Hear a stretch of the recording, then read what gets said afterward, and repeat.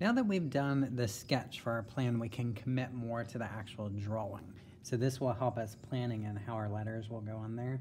So I want to think about the side of the H touching the edge of my space. So really I'm sort of emphasizing drawing the negative shape that's there. Then I'll come inside here so there's the bottom edge. So I'm using this to go around that H that I sketched.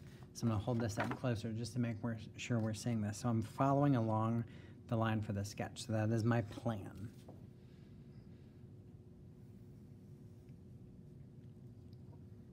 So I'm thinking about how the positive shape looks with the space around it.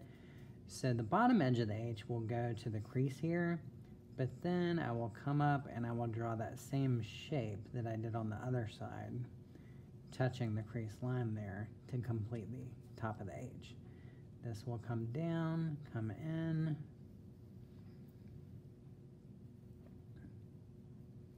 So there is my H. Now I will do the O.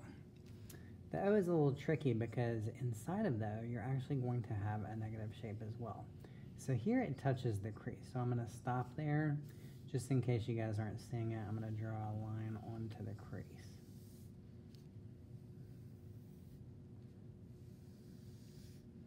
So that's going to stop. There's just a little bit that I can probably see there. Then it comes out from behind the crease line. I'm going to continue it here. Disappears. If it kept going, it would go outside the paper and then it would come back on the paper. But now this isn't finished because there's actually a negative shape that would go inside that would be an oval inside of there itself. So I would need to draw that in as well. Then I will do the P. So I'm going to try to put, I notice like the H that he would do has like these little kind of endpoints to it. So I'm going to make it so that that's touching the side.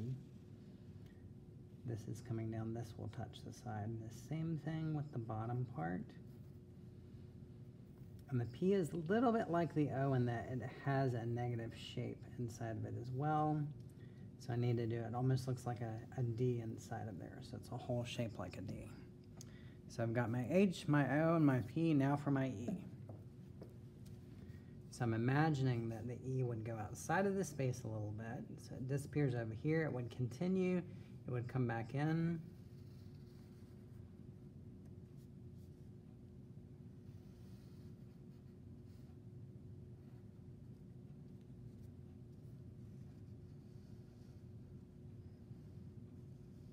So I'm really trying to think about how the shape here looks against the shape of the letter itself.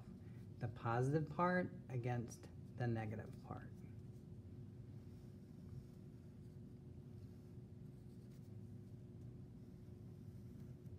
Now I am ready to get this ready to paint, so I will trace everything with a black crayon and then we will start talking about our choices with color.